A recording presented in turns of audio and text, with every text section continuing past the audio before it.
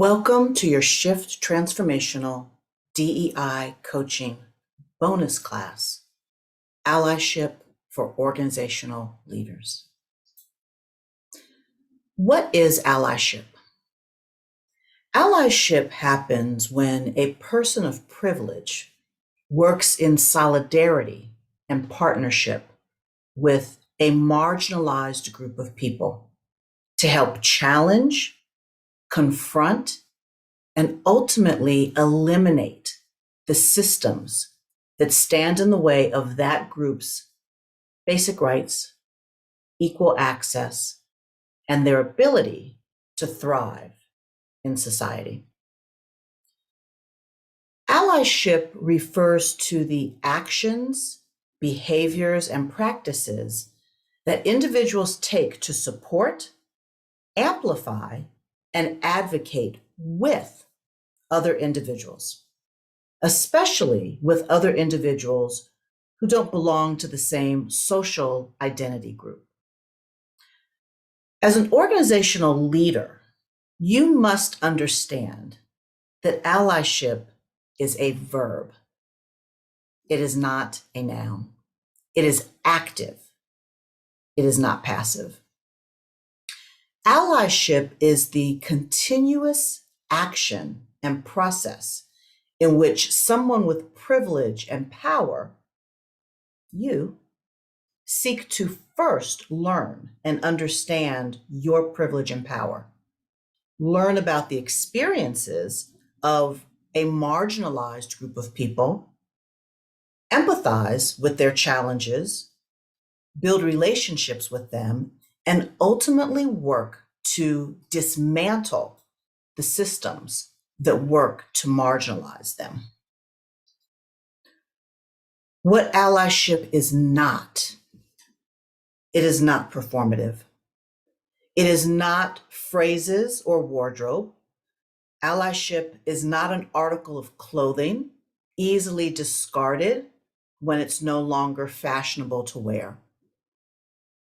An individual from a marginalized group cannot easily cast away the weight of their identity or identities. They carry that weight every single day, for better or for worse. An ally understands that this is a weight that they too must be willing to carry and never put down. Being an ally doesn't necessarily mean that you fully understand what it feels like to be oppressed. It means you're taking on the struggle as your own. A common misconception about allyship is that it requires a big public action or loud proclamation of beliefs and values. To the contrary, allyship is available in every interpersonal interaction and can be very powerful when demonstrated through quiet, private action. However, as an organizational leader, you have a degree of power to affect change. Therefore, your allyship should focus on making collective organizational shifts. Organizational leaders, allies, help to facilitate greater equity across the systems, policies, and practices in which we operate, even and especially when it's difficult. For organizational leaders, allyship isn't just about supporting marginalized colleagues while they're in the room. It's more about the often behind the scenes work, helping all of our colleagues, especially those in power, to better understand the systems in place that make equity, diversity, and inclusion necessary for our colleagues by elevating equity, activating diversity, and leading inclusively. So, how do you become an ally? Allyship requires a mirror, a bridge, and a window. The mirror is about self-awareness. Who are we as we engage in this work? The bridge is how we connect with other people. And the window allows us to examine the ways in which inclusivity is or is not built into our wider world, our systems and our structures. On this journey, we have an obligation to reflect on who we are, to build connections, and to examine our larger society. For this reason, this is a 3-part bonus class. Part 1, the mirror, will focus on our journey of self-awareness. Part 2, the bridge, will focus on building connections. And part 3, the window, will focus on examining the world around us.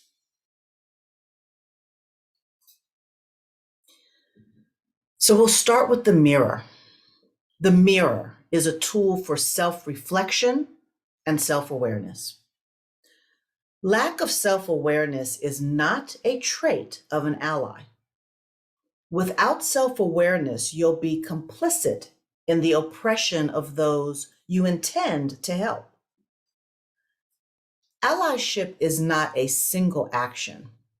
Rather, it is an ongoing action itself with a focus on other people, not on yourself. That being said, allyship needs to start with an examination of self. For this reason, the first part of your allyship journey, the mirror, is about self-examination, self-awareness, and self-discovery. Think of this self-discovery as your own personal arc of learning, your personal path or journey.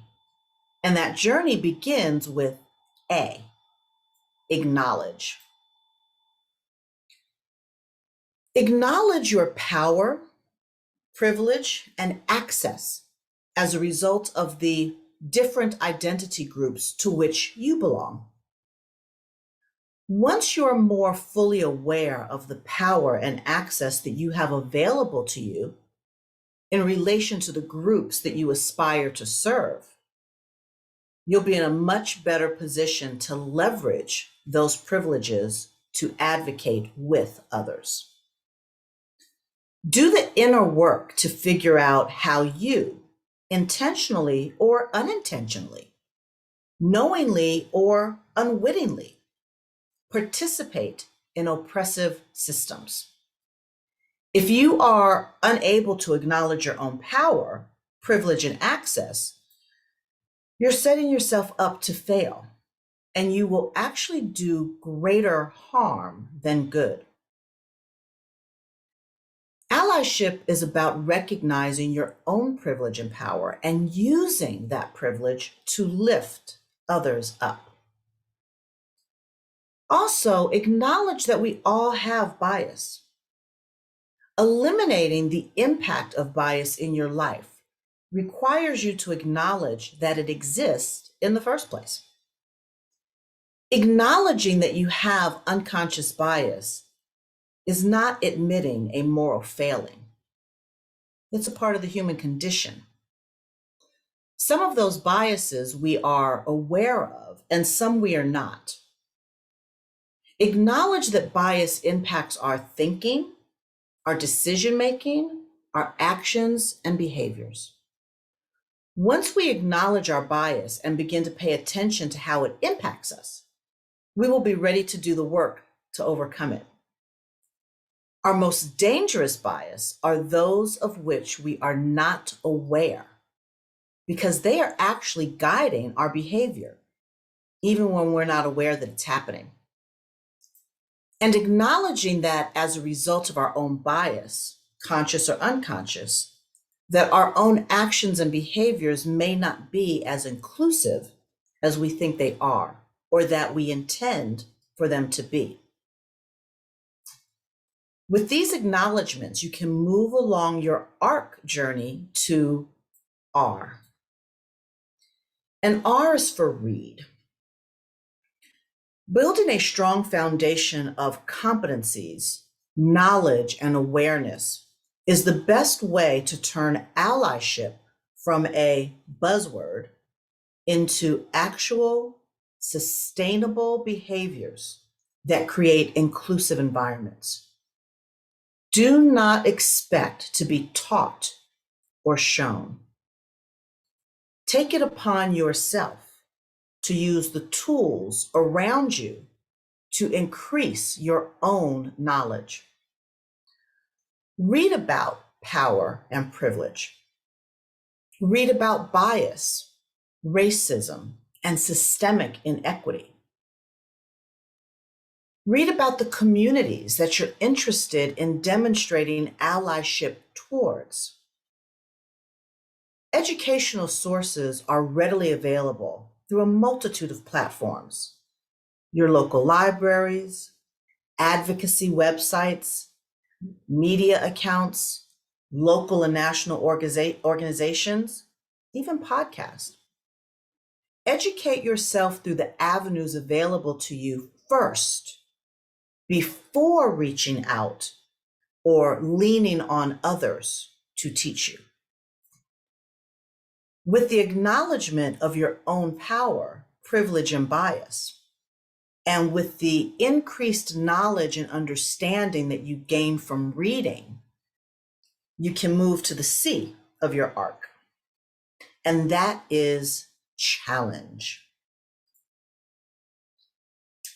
Challenge your own thinking, your own assumptions. Challenge and interrogate your own bias, your own words and behaviors. Ask yourself, wait, why did I just say that? Why did I just do that? What assumptions am I making right now? And do I really think that? Why do I think that? We will not make it very far on our journey of inclusivity if we don't challenge our own thought processes, beliefs, and actions.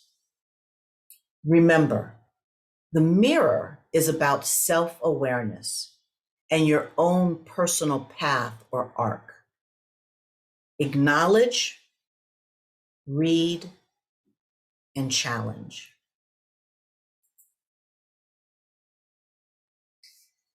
The next tool at our disposal is the bridge. The bridge is a tool for connecting with others. A bridge is a connector. It connects one to another. In this case, our bridge is about connecting with other people, specifically those people you wish to allyship with. It is also about connecting our mirror work, that self-awareness, to our window work. Once we are engaged in mirror work, acknowledging our privilege and bias, increasing our knowledge through reading, and challenging our own assumptions, we are now ready to begin cultivating connections with others. These connections will enhance our mirror work because it will help us better understand ourselves, and it will also prepare us for our window work. 3 steps to thrive in building bridges. Humility. We want to practice humility. Humility is the quality or state of not thinking you are better than other people. It is freedom from pride or arrogance, particularly in the face of different life experiences, beliefs, and perspectives. In order to cultivate connections with others, particularly those different from yourself, you must first recognize that you are no better than someone else. You may have very different life experiences, perspectives, and beliefs, but that does not make one person better than the other. We must practice releasing our pride and arrogance so we can be able to meet one human being to another human being, each with their own unique life story. Two very important side notes of allyship humility. One, as an ally, do not expect special recognition for being an ally. Two, do not participate in the gold medal of oppression Olympics, comparing how your struggle is just as bad as marginalized persons. If you find yourself doing this, return to your mirror work. Practicing humility allows us the space to find value in others and be interested and willing to step out of our known reality and experience someone else's reality. Which takes us to the second aspect of our bridge work, and that is to step outside of your comfort zone. We all have a comfort zone. Our comfort zones are often shaped by our privileges, access, and bias. These things shape our environment, and our environment becomes our comfort zone. In our comfort or safe zone are the people we already know, the places we already frequent, the news and social media on which we rely. Unfortunately, our comfort zone is also an echo chamber that reinforces what we already think and believe, and our existing perspectives and worldviews. Within this comfort zone, it is easy to fall victim to stereotypical thoughts, misconceptions, and bias without even realizing that it's happening. We need to step outside of our comfort zone to reach out across differences. Yet there are societal forces that separate us from people who are different from us. People are often isolated from one another based on socioeconomic status, race, religion, language. We must take deliberate actions to break through these societal forces of our own comfort zones and echo chambers. The great thing about stepping outside of your comfort zone is once you do, you have now expanded your comfort zone. The more you step out, the bigger and more diverse your comfort zone becomes. When we step outside of our comfort zone, we give ourselves an opportunity to see the world through a different point of view. So, how can you step outside of your comfort zone? I will give you 3 ideas you can do right away. First, diversify the stories you encounter. Change the news channel. Add an additional and different news source. Maybe instead of just watching the news, read the newspaper. Add different sources on social media. Listen to a podcast. Watch movies, read books, or attend performances that target groups you are less familiar with. This allows you to connect with the humanity of people who may look and sound different than you. Purposefully seek inspiration from moral exemplars of different ethnicities, races, genders, and abilities. Studies have shown that being exposed to counter stereotypical images and stories of people from other groups leads to less implicit bias. 2, the next time you're at an event, don't look for people who you already know. Look for people you don't know, those people who might seem different from you, and see if you can strike up a conversation. And 3, spend time with people who disagree with you. We all have people in our lives who disagree with us. You have some in your life, either family members who you typically avoid, or those other friends, or maybe even some of your professional colleagues. Spend time with them. Engage in conversation with them. They will most certainly give you a different perspective than the ones you may currently have. And so, how do we cultivate relationships outside of our comfort zone? Our most powerful tool is to listen, and to listen non-judgmentally. You have probably heard the phrase, seek to understand, not to be understood. We need to listen for the purpose of understanding, not to make a point. Don't assume, but rather ask questions to better understand others' perspectives. Give people room to talk and tell their story, why they believe what they believe, how their view was formed, what their view is based on.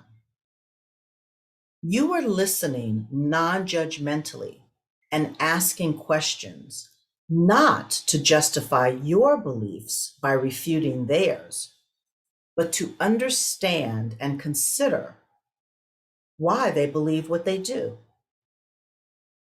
This is not meant for you to adopt their new belief or to give in to what they said, but rather to develop an understanding and a respect for the way others see the world, even when their view is different from your own. The bridge is about building connections with others. In order to do that, we must practice humility, we must expand our comfort zone, and we must listen non-judgmentally to understand.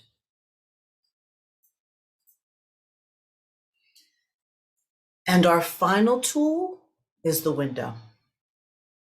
A window is a tool for dismantling inequity.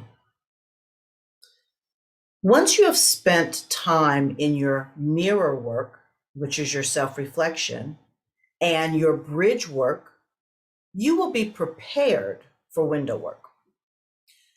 As a result of your mirror and bridge work, you will have a different view out that window to better understand how others experience the world and how implicit bias and racism has impacted our society.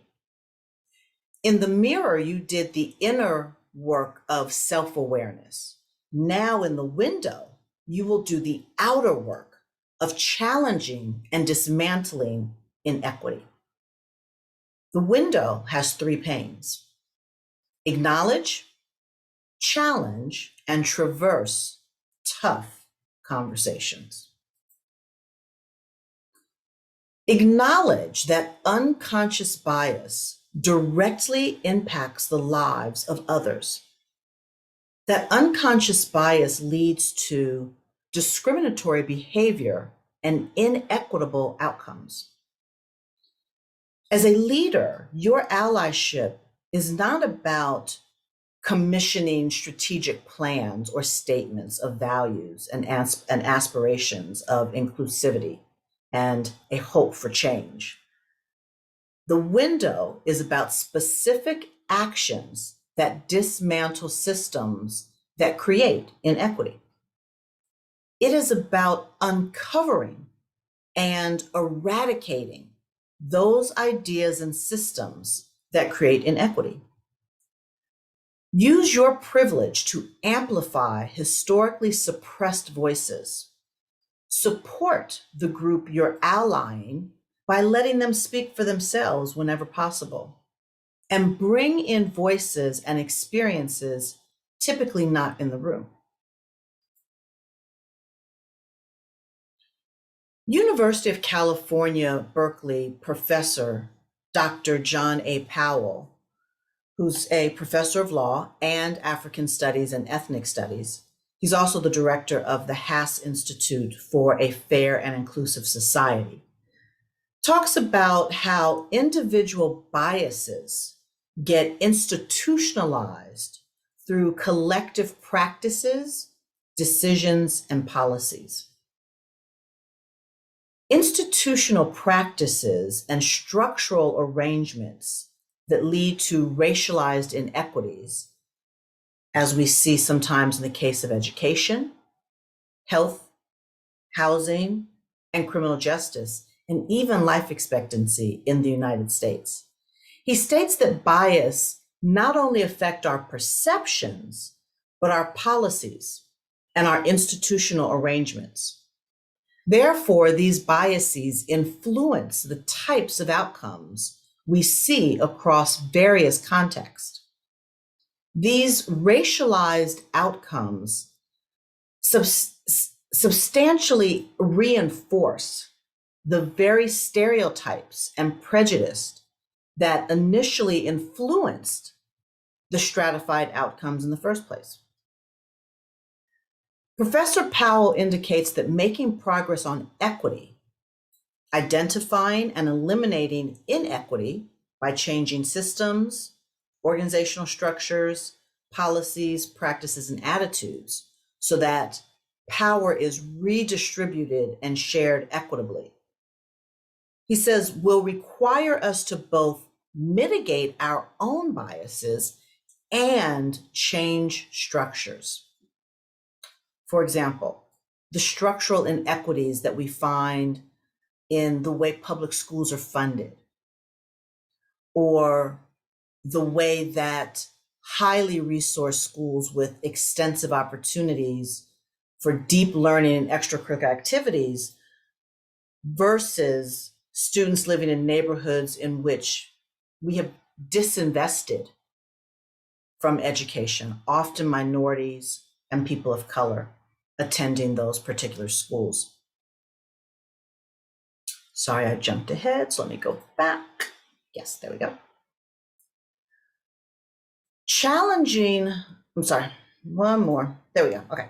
So Professor Powell talks about this connection between our perceptions and those perceptions and stereotypes being built into our systems. And this insidious cycle is what he refers to as the implicit bias structural racism cycle. Acknowledgement and acknowledging here in the window is referring to acknowledging that these inequities do in fact exist, that unconscious bias leads to discriminatory behavior and inequitable outcomes.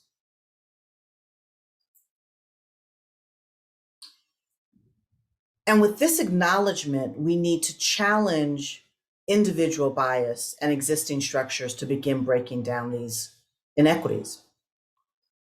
So challenging here in our window view is about questioning the processes, practices, policies, decisions, status quo, the normal power dynamics and group dynamics. That's what we're challenging here. Challenging all those things that keep our current systems in place.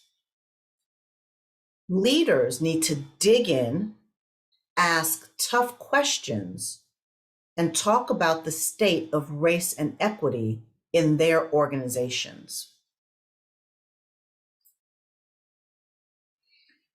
And finally, in the window work, we need to be able to traverse tough conversations.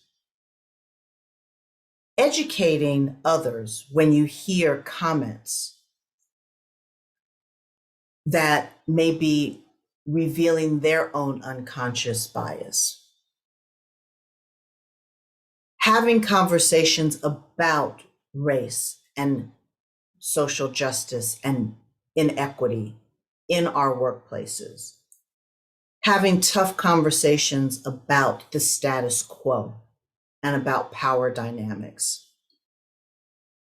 In order to do the work of an ally, to eliminate and eradicate oppression, you need to be able to traverse tough conversations in your organizations. As you learn to be an ally, you will have missteps. But as a leader, the greatest misstep is to not engage. Your role as a leader is to genuinely, with bravery and with purpose, engage. Mistakes are going to happen. Regardless of where you are on your allyship journey, getting used to the idea that allyship is an inherently uncomfortable thing to do. It takes courage, vulnerability, and humility, both to put ourselves out there, but also when we realize that we may have gotten it wrong. Leaders learn from their mistakes, no matter how difficult the lesson. While the impact we have as leaders and allies is ultimately what matters, the failure of leaders to even act on their positive intentions out of the fear of perfection is what often holds them back from being strong allies. Many leaders never get it right, many leaders never get it wrong because they've never really tried to get it right and have avoided difficult allyship practices, such as engaging in tough conversations and true collaboration. Failing to engage out of the fear of perfection has the same consequences as failing to engage out of apathy. Conversations don't happen, mindsets don't shift, and systems don't change. When you do choose to engage, you'll likely find yourself feeling called out by someone eventually for something you said or did. In these moments, it's more important than ever to keep trying, choose not to give up, and avoid getting discouraged to the point of checking out. Whether you agree with the feedback or not, recognize the courage it took for someone to give you that feedback and use it as an opportunity for reflection and growth. Leaders set themselves up for failure when they react to being called out by getting defensive, dismissive, angry, or upset to the point that it becomes more about managing their own response to the neglect of the feelings of the person who gave the feedback. Learn to listen genuinely with bravery and purpose, and accept criticism with grace, even if it's uncomfortable.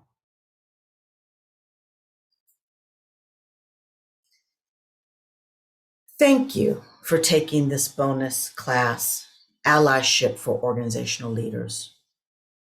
You now have 3 tools and 3 strategies per tool. That means you have 9 specific things you can do to become an ally. I recommend you take them in the order in which they were given. Do not jump right to the bridge to connect to others without first doing the mirror work of self-awareness. And be sure you are fully engaged in your mirror and bridge work before engaging in the window work. Remember, allyship happens when a person of privilege works in solidarity and partnership with a marginalized group of people to help challenge, confront, and ultimately eliminate the systems that stand in the way of that group's basic rights, equal access, and ability to thrive. Allyship is a verb.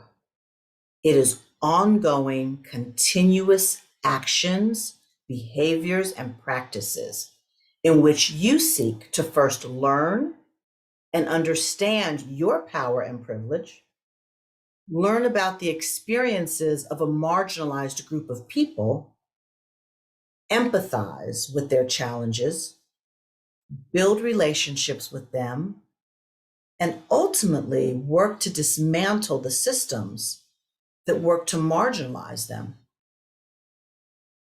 Now is your time to set about doing that work.